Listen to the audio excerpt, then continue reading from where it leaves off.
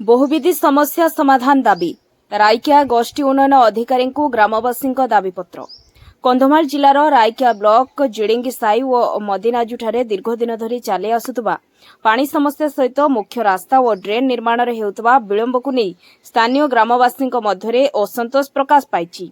ए समस्या गुड़िक ग्रीष्म ऋतु पूर्व आहरी गुरुतर रूप नेबा संभावना थिबारु ग्रामवासी माने एकत्रित होई रायकिया गोष्ठी उन्नयन अधिकारी एक लिखित दाबीपत्र प्रदान करिसेंती।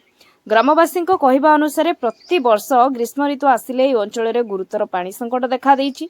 अनेक स्थान रे नलकूप अचल होई पड़ुता बेले केतक स्थान रे पानीर स्तर कमी जाइथिबारु प्राय 200 परिवार गोटे मात्र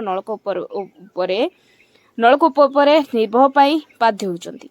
एतिमे विशेषकर महिला माने और वृद्ध लोक माने अधिक कष्ट सहबाकू पड़ुछि। ग्रीष्म ऋतु पूर्व एहार स्थायी समाधान करा जियो बोली ग्रामवासी दाबी करछंती।